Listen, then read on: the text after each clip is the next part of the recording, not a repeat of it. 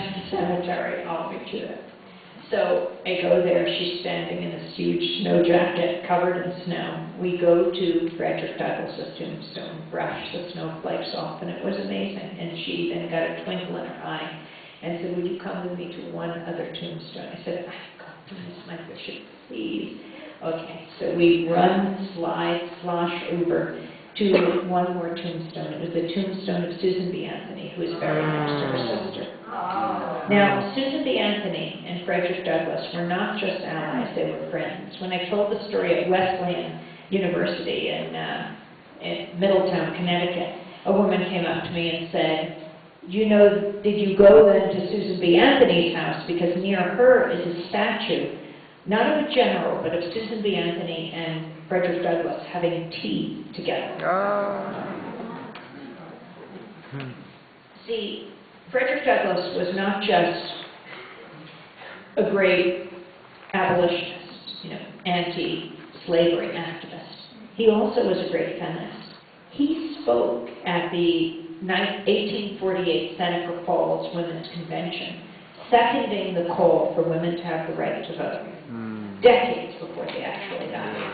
And Susan B. Anthony was not just a great feminist and suffragist. She was a great supporter of the anti-slavery movement in the United States. These are the movements that have made this country great. So then I headed off to the airport in Rochester, and I missed my plane. So I called Dennis, and I said, "You got to get me to Denver. I think we're doing the fundraising for KGNU."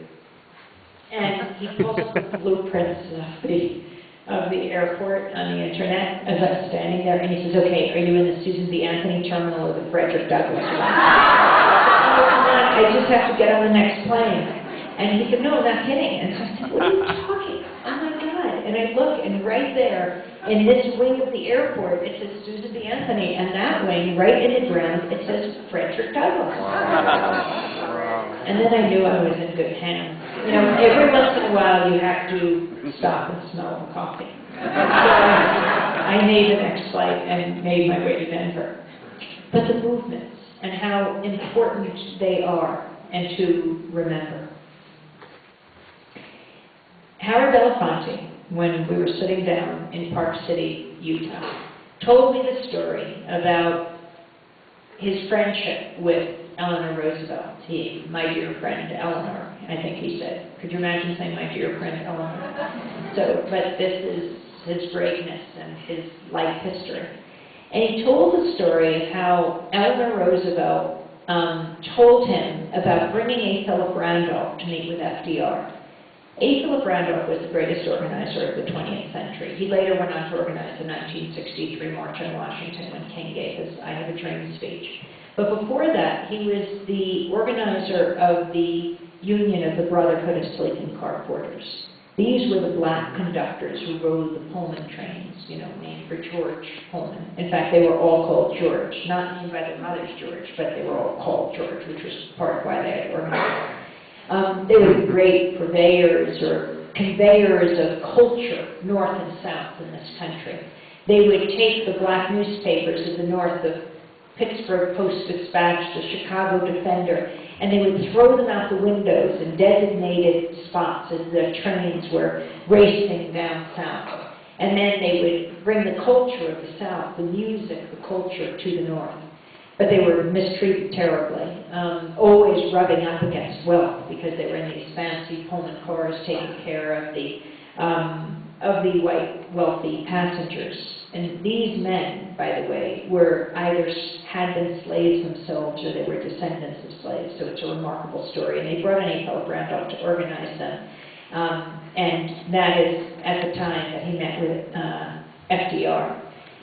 And Eleanor Roosevelt told the story of how A. Philip Randolph described to Franklin Delano Roosevelt the condition of black people in this country, of working people in this country. And FDR listened intently and then turned to A. Philip Randolph and said, "I don't disagree with anything you've said, but you have to make me do it.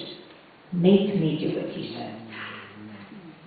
Now, it's interesting to note that many, many decades later, when President Obama Senator Obama was running for president. He was in the backyard of a New Jersey home, speaking to about 100 people. And as he was leaving, a man raised his hand and said, "What are you going to do about the Middle East?" And Obama told the story of A. Philip Randolph meeting with FDR, and FDR's response, "Make me do it. Make me do it." When Senator Obama was elected president, it was an historic moment. I mean, I think the whole world heaved a sigh of relief. Here is the first African-American president elected in this land with a legacy of slavery. People across the political spectrum united. I don't know if it was George Bush that united them or Obama, but they united. And they voted in a new era in this country. And President Obama understands more than most others what FDR said, "Make me do it," because he was a community organizer. He understands the dictum of Frederick Douglass, "Power concedes nothing without a demand." And so he responds to those who have a demand, and it is the right in this country, who organized so forcefully after President Obama became president. And what about everyone else? The vast majority who elected President Obama, which I do think was across the political spectrum, you know, disenchanted Republicans, conservatives, Democrats, independents, Greens, people who had just had enough and were very concerned about our standing in the world, let alone our own standing in our own country. What happened when he got elected? People lost their footing. They didn't know what to do. They saw the forces that were organizing against him. They didn't want to be a part of that. They didn't want to destabilize the person that they had elected. And yet they saw so many of the policies from the Bush administration continuing. Whether it was continuing Guantanamo, continuing the war in Afghanistan, continuing with the same Wall Street insiders surrounding himself by the same people. But do you want to join with those that are fighting the man that you elected? Well, that has probably been the worst, let's just say, I don't think if you are one of those, you were doing President Obama any favor. Because when he is sitting in the White House, in the Oval Office, and those who are used to walking the West Wing and whispering in the ear of the most powerful person on earth, only perhaps they are a little more powerful, making their demands. If he can't point out the window of the Oval Office and say, "If I do that, they will storm the Bastille," if there's no one out there, he's in big trouble. And that's when he agrees with you. What about when you completely disagree with what he's doing? How do you organize? I think it's very clear why President Obama has gone the route he has. He is a community organizer who responds to pressure. And the question is, where is that pressure today on every front?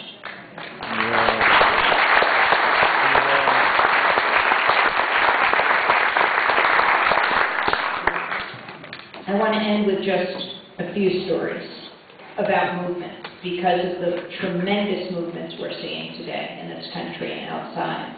One of them is the story of Rosa Parks.